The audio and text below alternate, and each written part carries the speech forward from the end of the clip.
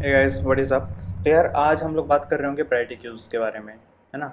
हम लोग देखेंगे कि यार प्रायोरिटी क्यूज़ होती क्या हैं, उस पर किस किस टाइप के ऑपरेशन हो सकते हैं, जावा में प्रायोरिटी क्यूज़ को कैसे इस्तेमाल करता है और वो कैसे इंप्लीमेंटेड है। इसके अलावा यार हम एक क्वेश्चन भी कर रहे होंगे प्रायोरिटी क्यू को समझने के लिए। ठीक है, तो यार सबसे पहले एक एग्जाम्पल लेते हैं समझने के लिए कि प्रायोरिटी क्यूज़ होते क्या हैं। मान लीजिए यार आप एक सोसाइटी में रहते हैं और गवर्नमेंट ऑफ इंडिया कहती है कि यार हम आपकी सोसाइटी में सबको वैक्सीन लगाएंगे कोरोना की। ठीक है यार, आप सब लोग खुश हो गए और जो भी कैंप था उसके सामने आप लोग एक लाइन लगा के खड़े हो गए। ठीक है, एक क्यू में खड़े हो गए।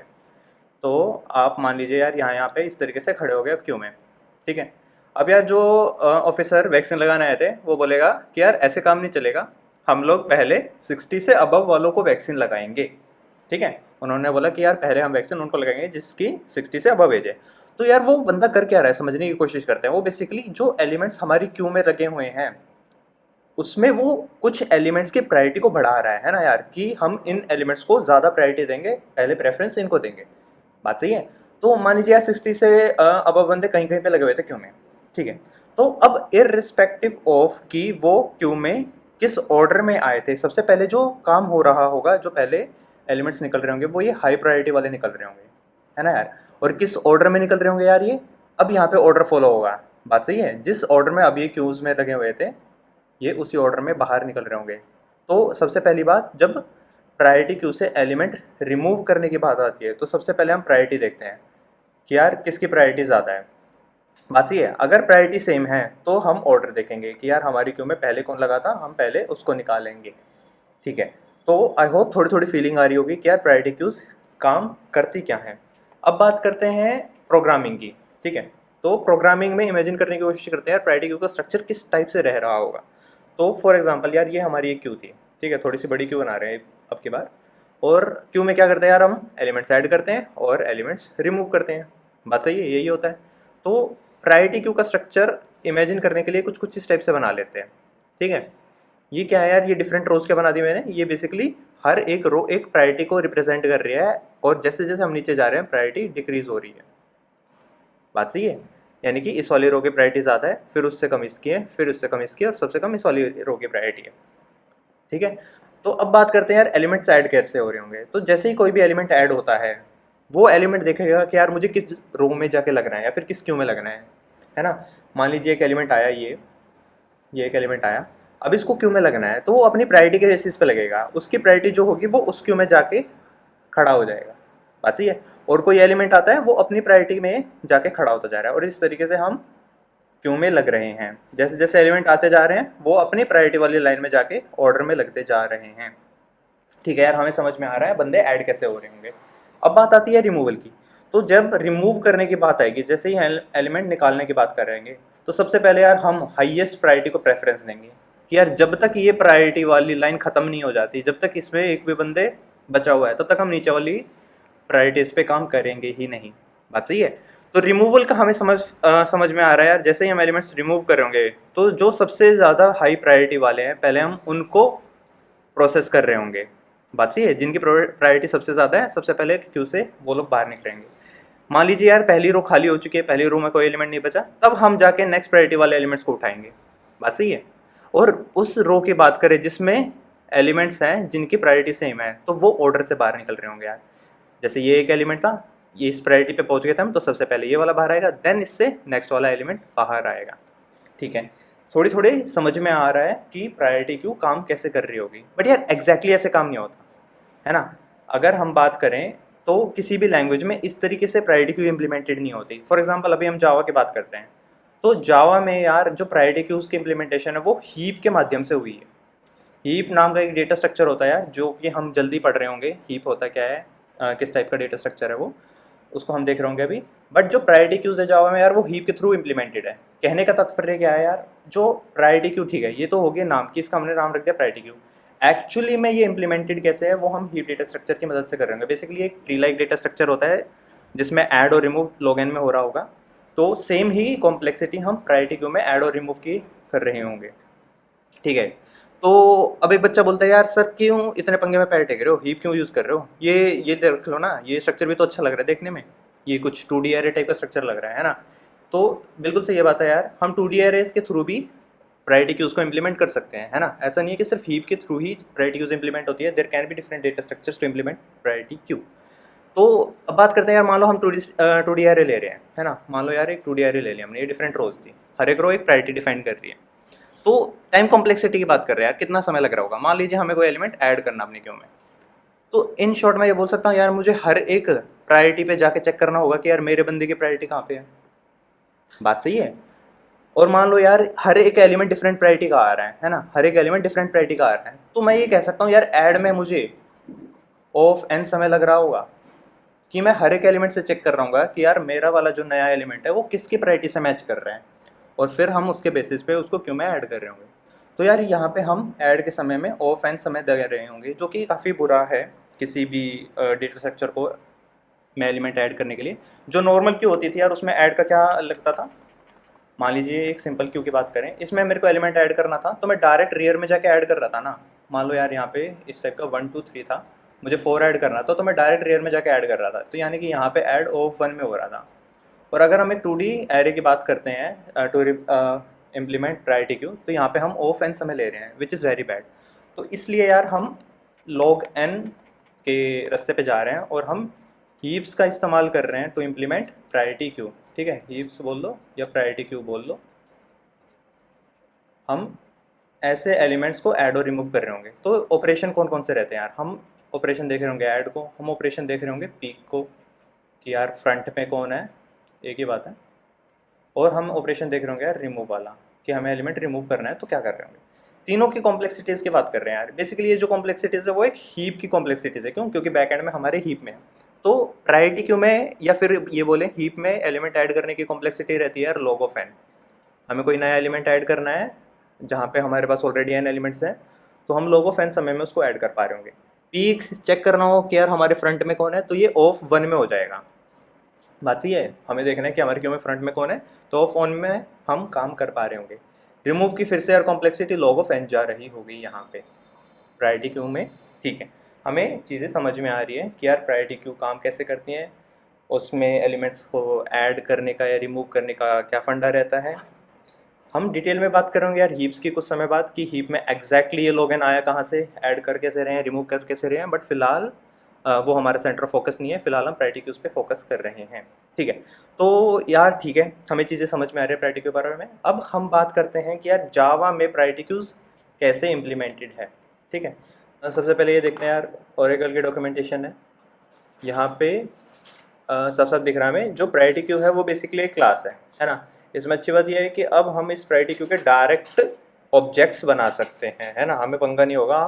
अगर मान लो ये एक इंटरफेस होता तो हमें किसी क्लास को जो इसको एक्सटेंड कर रही है उसका यूज़ करके इसको ऑब्जेक्ट्स बना रहे हैं पढ़ रहे होते, but because this is a class तो हम इसके डायरेक्टली ऑब्जेक्ट्स बना सकते हैं। एक और बात ये देखने वाली कि ये एब्स्ट्रैक्ट क्यू को एक्सटेंड कर रही है, यानी कि जितने भी फंक्शंस हमारे नॉर्मल क्यू में थे वो सारे के सारे हमें प्रायोरिटी क्यू में भी मिल रहे होंगे। इसके अलावा नीचे ये यार हमारे पास कुछ कंस्ट्रक्टर हैं प्रायोरिटी क्यू को इनिशियलाइज करने के लिए। हम बेसिकली एक तो ये डिफ़ॉल्ट कंस्ट्रक्टर यूज़ करेंगे और एक कंस्ट्रक्टर यूज़ करेंगे जिसमें हम कंपैरेटर का इस्तेमाल कर रहे होंगे।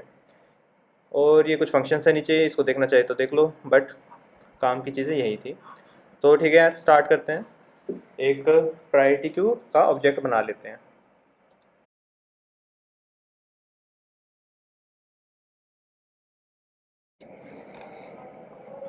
ओके यार, तो हमने एक प्रायोरिटी क्यू नाम का प्रायोरिटी क्यू का ऑब्जेक्ट बना लिया, ये पी क्यू। जैसे नॉर्मल किसी भी क्यू में हमें इंटीजर्स ऐड करते थे, वैसे ही हमने यहाँ पे कुछ इंटीजर्स रैंडम ऑर्डर में ऐड कर दिए हैं। और अब हम देखना चाहते हैं कि यार हमारी क्यू के फ्रंट पे कौन है, यानी कि हमारी क्यू से पिक करते हैं तो कौन सा एलिमेंट रिटर्न होता है। तो इसको रन करते हैं। तो यार आप देख सकते हो कि somehow it is returning us to, यानी कि अगर मान लो ये एक नॉर्मल क्यू होती तो बेसिकली जो क्यू में सबसे पहले ऐड हुआ उसको बाहर निकालना था, first in first out. But it is calculating कि यार ये जो 2 था हमारा, इसकी प्रायोरिटी ज़्यादा है तो पहले इसको निकालो क्यू से।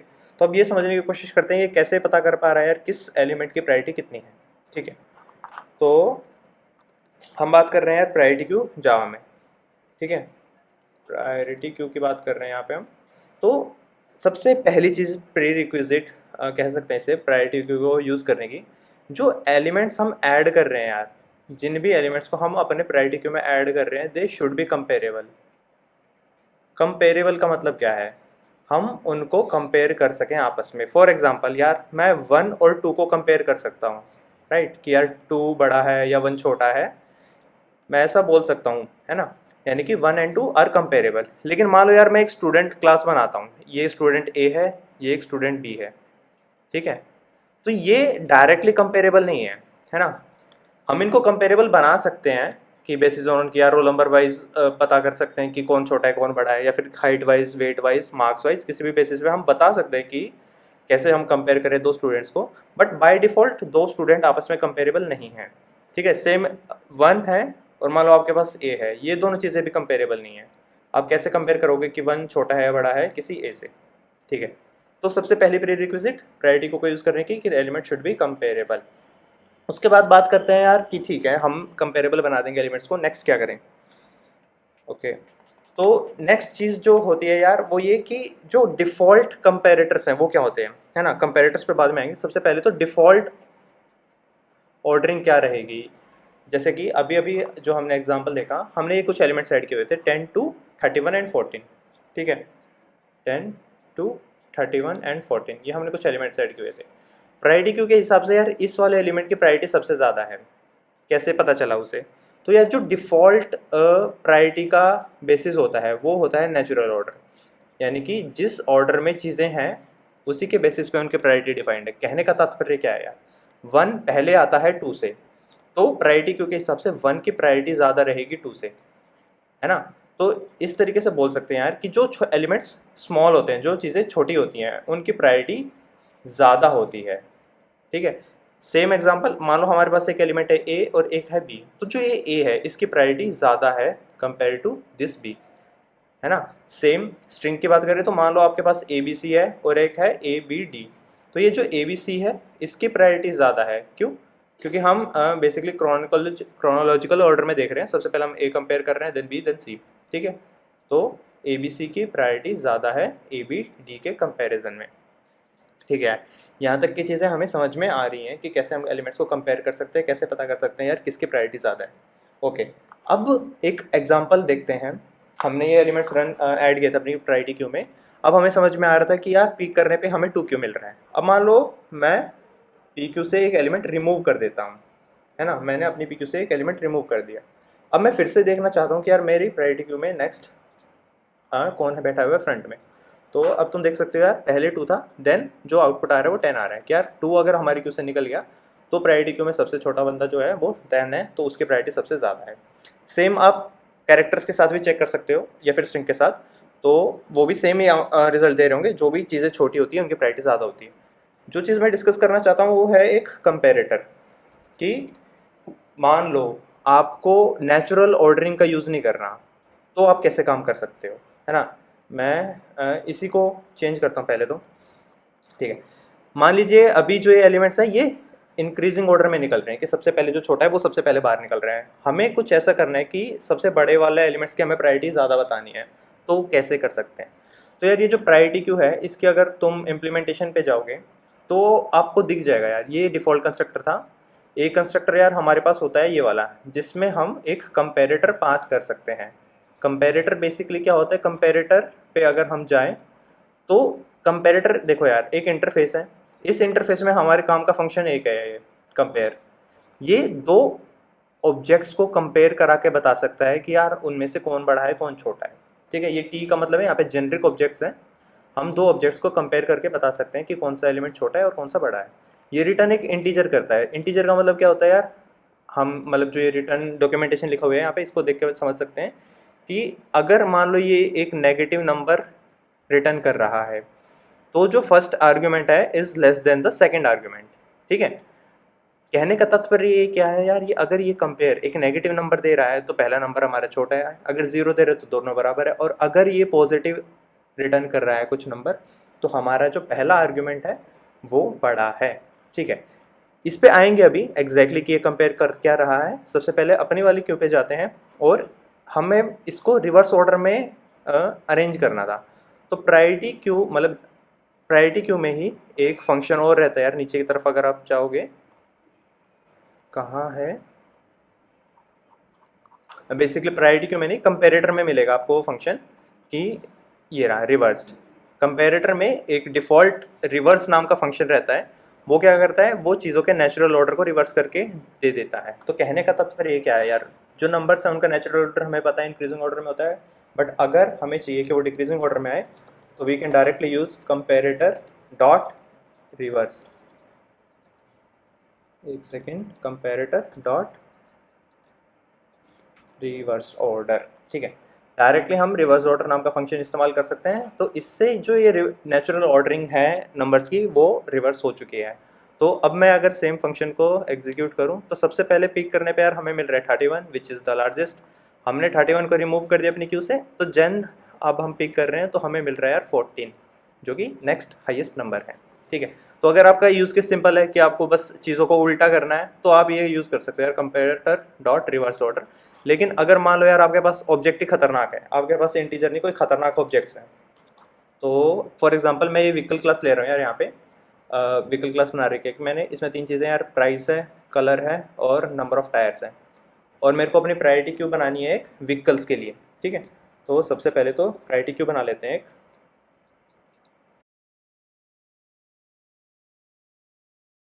ओके गाइस, तो यार हमने एक प्रायोरिटी क्यू बना लिया है व्हीकल क्लास के लिए। हमने 3 व्हीकल्स भी बना लिए, V1 V2 V3, तीनों की चीज़ें अलग अलग हैं। हमने प्राइस में 10 दिया है यहाँ पे, ब्लैक, और नंबर ऑफ टायर्स है एक। ऐसे डिफरेंट प्राइसेस, डिफरेंट कलर और डिफरेंट नंबर ऑफ टायर्स के साथ हमने 3 व्हीकल बना लिए। तीनों व्हीकल्स को हमने अपनी प्रायोरिटी क्यू में ऐड कर दिया है। अब मान लो मैं चाहता हूँ कि मेरी प्रायोरिटी क्यू में सबसे आगे कौन खड़ा हुआ है ये मैं देखना, तो कैसे कर सकता हूँ, ठीक है।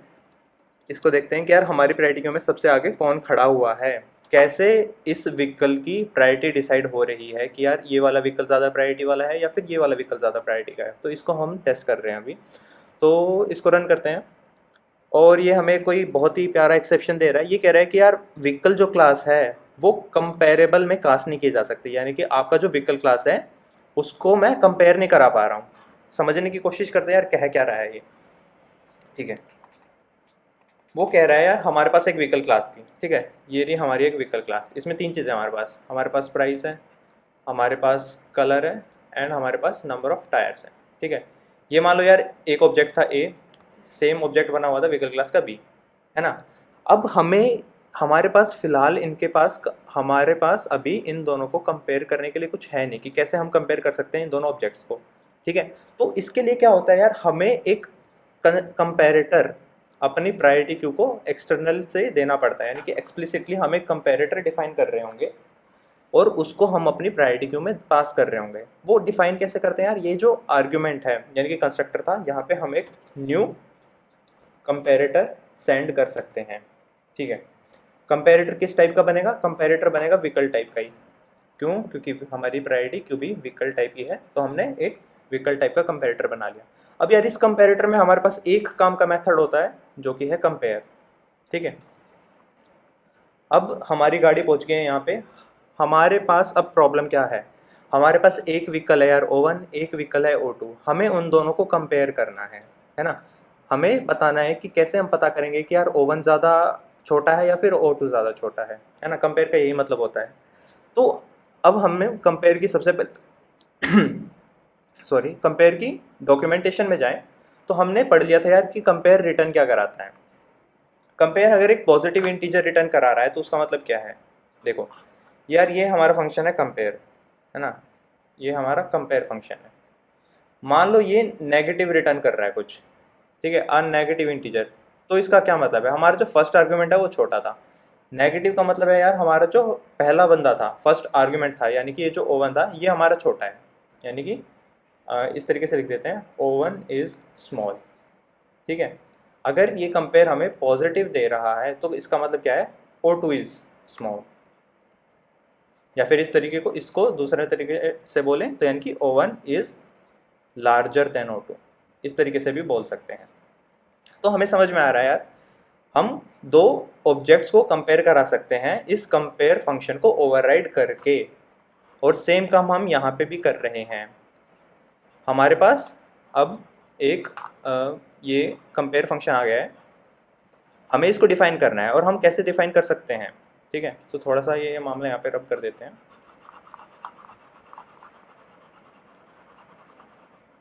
ओके यार, ठीक है, हमें बताना है कि यार हमारा व्हीकल O1 बड़ा है या O2 बड़ा है, ठीक है।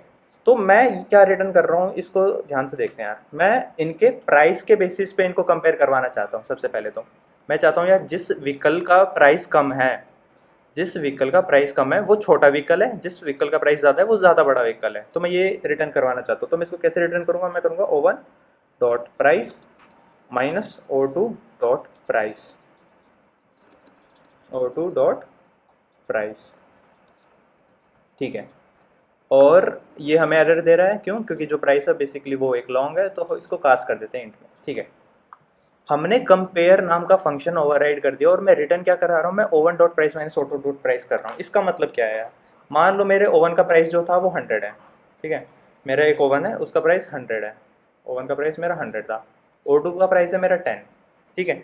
अब मान लो अगर मेरा O1 का प्राइस ज़्यादा हुआ, O1 का प्राइस ज़्यादा हुआ, तो ये क्या रिटर्न करेगा यार, ये एक पॉजिटिव नंबर रिटर्न करेगा। क्या ये बात सही है ना। मान लो मेरे O1 का प्राइस 100 नहीं 10 है, और यहाँ पे भी 10 नहीं, O2 का प्राइस 100 है, ठीक है। अब मैं इन दोनों को कंपेयर कर रहा हूँ, मैं अब O1 माइनस O2 करूँगा तो ये एक नेगेटिव नंबर रिटर्न करेगा। तो क्या मेरी बात सही हो रही है। कंपेयर का काम क्या था यार, कंपेयर में अगर नेगेटिव इंटीजर रिटर्न हो रहा था तो इसका मतलब क्या था, O1 जो था वो छोटा था O2 से, है ना। अब जब नेगेटिव रिटर्न हो रहा है तो O1 जो है वो छोटा है O2 से, और अगर मेरा एक पॉजिटिव इंटीजर रिटर्न हो रहा है तो इसका मतलब था O1 जो है वो बड़ा है O2 से। यही यहाँ पे हो रहा है। तो यानी कि O1 dot price minus O2 dot price करके हम बता पा रहे हैं कि यार जो नंबर छोटा है ना, उसको प्राइस के बेसिस पे बताएंगे हम कि कौन सा नंबर छोटा है, ठीक है। एक बात समझने की ये है यार यहाँ पे कि हम बस कंपेयर कर रहे हैं दो व्हीकल्स को कि यार O1 छोटा है या O2 छोटा है ना। अभी तक हमने सिर्फ कंपेरेटर का जो ये कंपेयर फंक्शन था इसको ओवरराइड किया था। प्रायोरिटी क्यों कैसे काम करती है ये समझना बहुत ज़रूरी है। इसको अच्छे से समझेंगे हमें पता चल गया कि यार मान लो एक व्हीकल था V1, एक व्हीकल था V2। अब हम बता सकते हैं कि यार V1 छोटा था या V2 छोटा था, ये हम कर सकते हैं। प्रायोरिटी क्यू यार नेचुरल ऑर्डरिंग पे काम करती है, यानी कि मान लो मैं बोलता हूँ V1 छोटा है तो प्रायोरिटी क्यू उसको ज़्यादा प्रायोरिटी देगी, है ना। जैसे इंटीजर और कैरेक्टर्स के साथ होता है एग्जैक्टली सेम, जो भी ऑब्जेक्ट छोटा है उसकी प्रायोरिटी ज़्यादा रहेगी। तो मान लो मैं सेम इस जो मैंने अभी लिखा हुआ है इसको मैं रन करने की कोशिश करूं, तो यहाँ पे मेरे पास सबसे स्मॉल व्हीकल कौन है यार, मेरे पास ये थर्ड नंबर वाला सबसे स्मॉल व्हीकल है जिसका प्राइस 1 है ना। मैंने तीनों को अपनी क्यू में ऐड किया हुआ है। अब मैं पीक करना चाह रहा हूँ कि मेरी क्यू में फ्रंट में कौन है। तो हमें समझ में आ गया यार इन तीनों में V3 सबसे छोटा है और प्रायोरिटी क्यू जो छोटा है उसकी प्रायोरिटी ज़्यादा मानती है। तो पी क्यू डॉट पीक मुझे ये वाला व्हीकल रिटर्न करेगा। अब व्हीकल को प्रिंट करने के लिए मैंने एक प्रिंट फंक्शन बना रखा है व्हीकल क्लास में ही। मतलब व्हीकल क्लास में अगर तुम जाके देखोगे तो यहाँ पे एक प्रिंट फंक्शन बना रखा है, ठीक है। तो उसका हम प्रिंट व्हीकल कॉल कर रहे हैं। हमें अब system dot out dot print L की ज़रूरत नहीं है, इसको हटा देते हैं। हम कर क्या रहे हैं यार, हमने 3 व्हीकल बनाए, हमने तीनों को क्यों में ऐड कर दिया। हम पीक कर रहे हैं कि यार हमारे फ्रंट में कौन है, जो भी है उसको हम प्रिंट करा रहे हैं। तो इसको रन करने की कोशिश करते हैं और हमारा यार वो वाला व्हीकल आ रहा है जिसका प्राइस 1 था, ठीक है। मान लो मैं इस वाले को रिमूव करता हूँ, पी क्यू डॉट रिमूव कर देता हूँ। अब मैं फिर से अगर पीक करूँ, मैं फिर से अपनी क्यू में चेक करूँ कि यार मेरे क्यू में सबसे जो व्हीकल है नेक्स्ट फ्रंट पे वो कौन है। तो यार अब मेरे को ये 10 वाला रिटर्न हो रहा है कि यार वो व्हीकल आपके फ्रंट पे है जिसकी वैल्यू 10 है।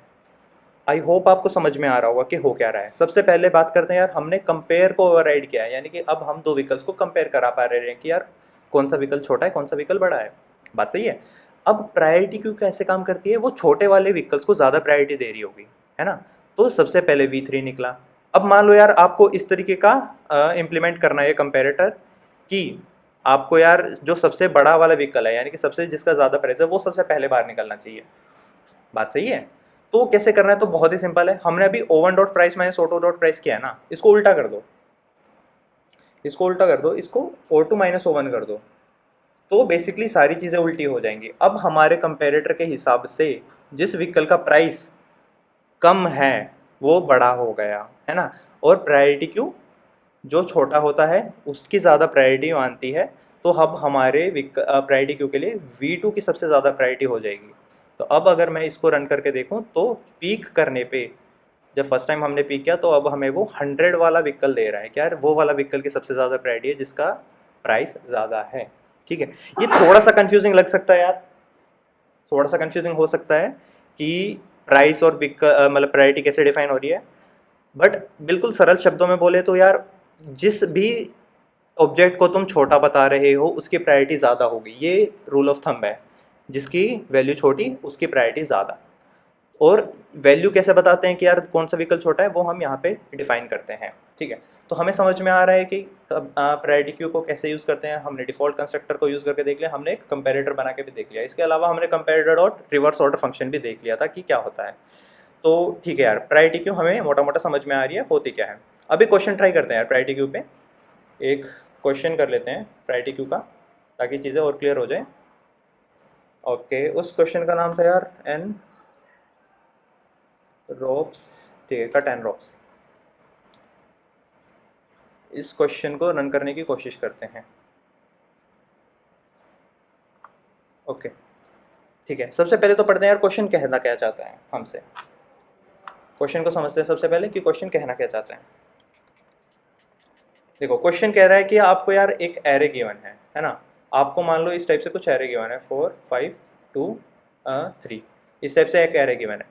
एरे का हर एक एलिमेंट क्या बता रहा है यार, ये एक रोप की लेंथ बता रहा है कि यार ये एक रोप है उसकी लेंथ 4 है। ठीक है, नेक्स्ट 5 का मतलब क्या है, एक रोप है जिसकी लेंथ 5 है, देन एक रोप है जिसकी लेंथ 2 है और एक रोप है जिसकी लेंथ 3 है। ठीक है, आपका काम क्या है यार, आपको ये सारी की सारी रोप्स मिक्स करके एक सिंगल रो बनानी है बड़ी सी। ठीक है यार, ये हमारा काम है।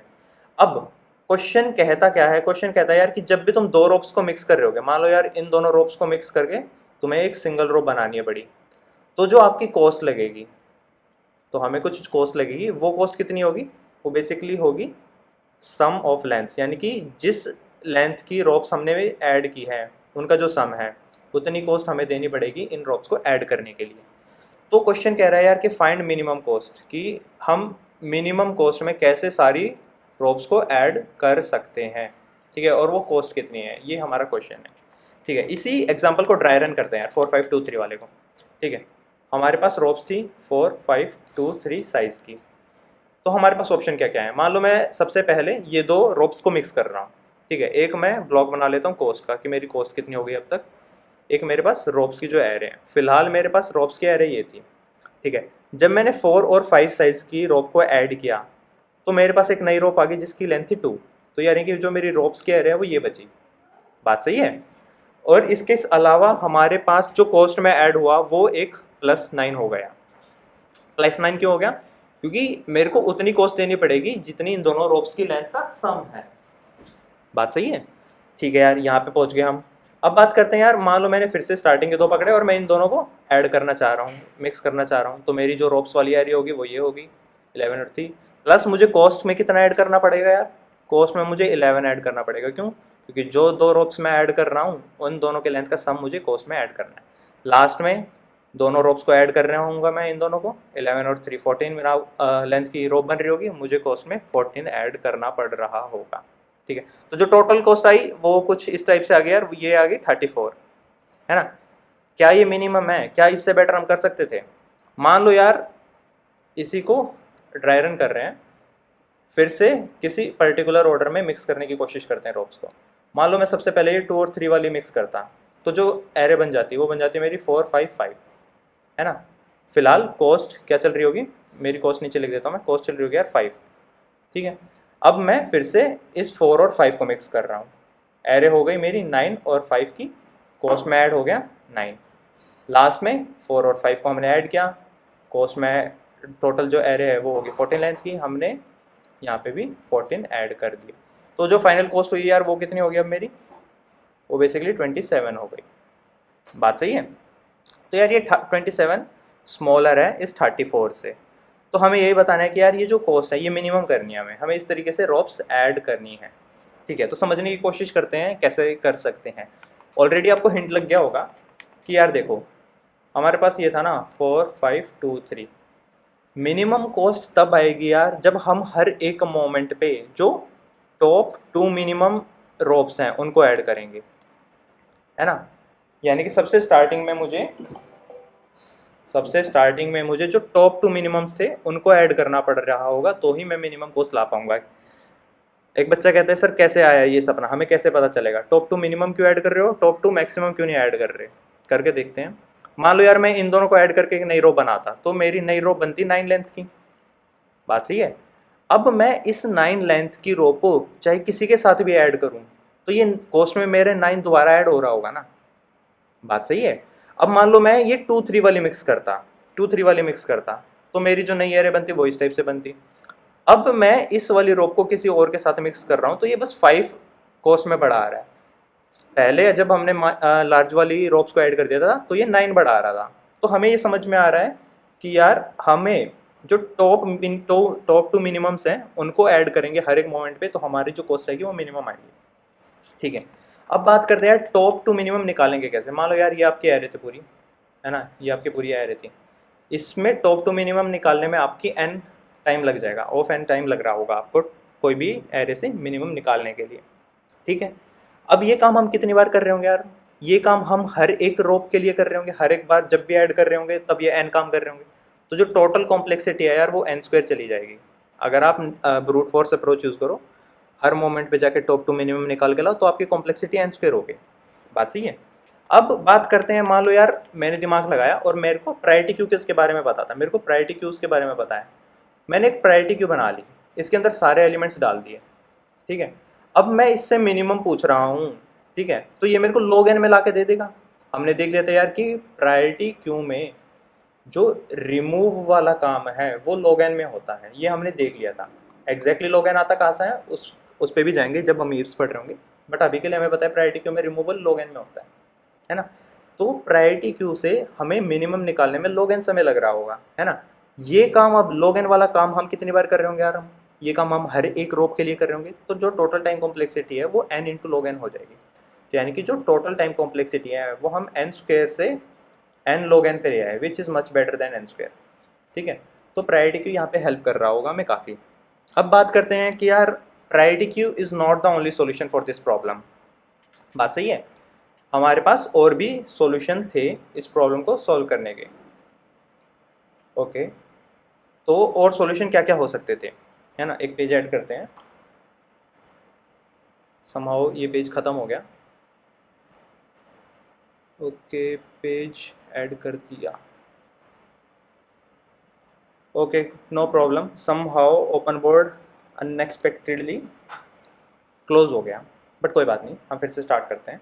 हमें समझ में आ गया था यार कि मिनिमम 2 निकालने और प्रायोरिटी क्यू से फ़ायदा हो रहा था, लेकिन priority queue is not the only solution. मान लो यार आपके पास एरे थी और आपने एरे सॉर्ट कर दी, है ना। आपने एरे सॉर्ट कर दी, सॉर्टिंग में कितना समय लगा आपका? आपका लगा n log n। ठीक है। अब आपको पता है यार जो मिनिमम 2 है वो पहले ही 2 तो बंदे हैं, है ना। आप पहले 2 एलिमेंट्स को निकालोगे, आपको पता चल जाएगा मिनिमम 2 एलिमेंट्स है। तो यहाँ पे आपकी टाइम कॉम्प्लेक्सिटी कितनी लग रही है? यहाँ पे आपकी भी n log n लग रही है। But still I would say कि प्रायोरिटी क्यू वाला ऑप्शन बेटर है। क्यों बेटर है यार? क्यों? मान लो आपको बोला जाए, देखो क्वेश्चन फिलहाल आसान था, आपको बोला था कि आपको सारी की सारी रोप्स कनेक्ट करनी है। मान लो क्वेश्चन आपको ये बोले कि आपको कोई के रोप्स कनेक्ट करनी है। ठीक है, आपको कोई के रोज कनेक्ट करनी है और मिनिमम कॉस्ट बतानी है कि कितनी लगेगी। तो हम क्या कर रहे होते? तब भी अगर मान लो हम सॉर्टिंग वाले तरीके पे जा रहे होते तो हमें समय n log n लग रहा होता, है ना, क्योंकि सॉर्ट में तो यार n log n ये लगता है, हमें सारे एलिमेंट सॉर्ट करने पड़ते हैं। लेकिन प्रायोरिटी क्यू का यूज़ करके हम ये काम k log n में कर देते हैं। कैसे?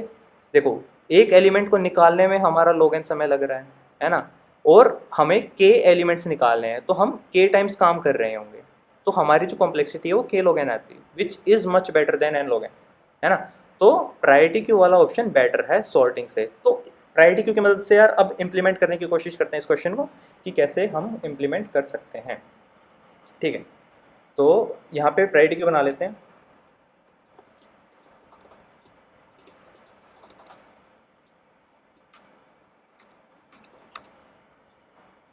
इसी को कॉपी कर लेते हैं भाई, बार बार लिखना पड़ेगा। ओके, हमारा काम क्या है यार? सबसे पहले सारे के सारे एलिमेंट्स को अपनी प्रायोरिटी क्यू में ऐड कर देते हैं। ठीक है, सबसे पहले सारे एलिमेंट्स को अपने प्रायोरिटी क्यू में ऐड कर देते हैं। एक चीज़ ये देखने वाली यार जो मिस हो गई थी, ये लॉन्ग टाइप की एरे है, तो हमें प्रायोरिटी क्यू भी लॉन्ग टाइप की बनानी पड़ेगी। ठीक है, हमने सारे के सारे एलिमेंट्स अपनी क्यू में ऐड कर देने हैं। ठीक है, हमने सारे एलिमेंट्स ऐड कर दिए। अब हम कब तक काम कर रहे होंगे यार, हम तब तक काम करेंगे जब तक हमारी प्रायोरिटी क्यू का साइज़, हमें लास्ट में एक सिंगल रो चाहिए ना, जब तक हमारा साइज़ बड़ा है 1 से तब तक हम काम कर रहे होंगे। हम काम कर क्या रहे होंगे एग्जैक्टली, हम टॉप के 2 एलिमेंट्स निकालना चाह रहे हैं। तो हमने पी क्यू डॉट रिमूव किया, ठीक है, फिर से पी क्यू डॉट रिमूव किया, ये हमारे पास टॉप के 2 एलिमेंट्स आ गए। एक छोटी सी गड़बड़ फिर से, हमें इंट नहीं लेना, हमें लॉन्ग लेना है, क्योंकि प्रायोरिटी क्यू से लॉन्ग टाइप के बंदे बाहर आ रहे होंगे, ठीक है। हमें करना क्या है यार, अब अपनी प्रायोरिटी क्यू में दोबारा से मुझे ऐड कर देना चाहिए ए प्लस बी, ठीक है। ये क्यों कर रहे हैं यार हम, देखो यार हमारे पास 2 रोप निकाली थी हमने 2 और 3 लेंथ की, जो इन दोनों का सम आया था उसको दोबारा से प्रायोरिटी क्यू में ऐड करना पड़ेगा ना यार, क्योंकि वो भी तो एक नई रोप बनी है, उसको भी तो आगे जाके कंसिडर करना है, राइट। तो ठीक है, इसमें हम ऐड कर रहे हैं ए प्लस बी प्रायोरिटी क्यू में। एक आंसर लेके चलते हैं, आंसर या कॉस्ट कुछ भी कह लो, जो कि इनिशियली 0 है। जब भी हम अपनी क्यू से मतलब ये ऐड वाला काम कर रहे हैं, हम अपनी 2 रोप्स को मिक्स कर रहे हैं, तो हमें कॉस्ट में भी वो ऐड कर देना चाहिए, ठीक है। हम अपनी कॉस्ट में भी ए प्लस बी ऐड करते जा रहे हैं, ठीक है। लास्ट में यार प्रायोरिटी क्यू में एक सिंगल एलिमेंट बचेगा which is the sum of basically जो सारी रोप्स हैं उनके लेंथ का सम है, और हमें रिटर्न क्या करना है, हमें कॉस्ट रिटर्न करनी है कि यार उस रोप तक पहुंचने में हमारा कितना कॉस्ट लग गया। तो इसको रन करके देखते हैं।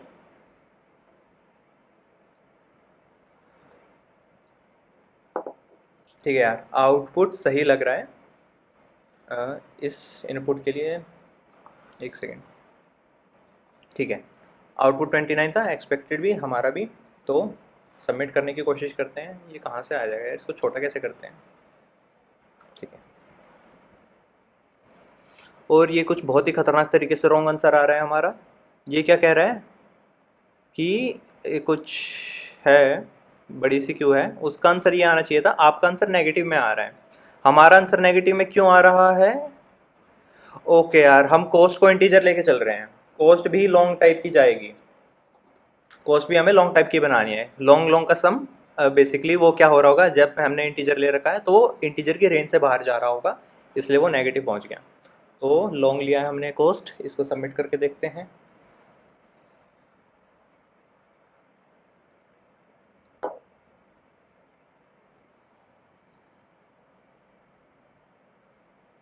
ओके यार, अब ये सही चल रहे हैं।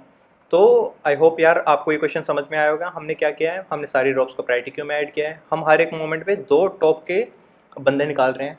अब यार हमें यहाँ पे प्रायोरिटी क्यू के साथ छेड़छाड़ करने की जरूरत नहीं है, क्यों, क्योंकि बाय डिफॉल्ट वो छोटे नंबर से निकालता है ना। मान लो कुछ क्वेश्चन इस टाइप का होता है जहाँ पे हमें बड़े नंबर चाहिए सबसे पहले, तो हमें यहाँ पे कंपेरेटर डॉट रिवर्स ऑर्डर लिखना पड़ता, ठीक है। बट फिलहाल हमारा सिंपल से काम चल गया। जिन 2 रोप्स को हम निकाल रहे हैं, हमने उन दोनों के लेंथ कॉस्ट में भी ऐड कर दी, और उन दोनों के लेंथ का सम हमने प्रायोरिटी क्यू में फिर से भी ऐड कर दिया। लास्ट में हमने कॉस्ट रिटर्न कर दी, which is our final answer.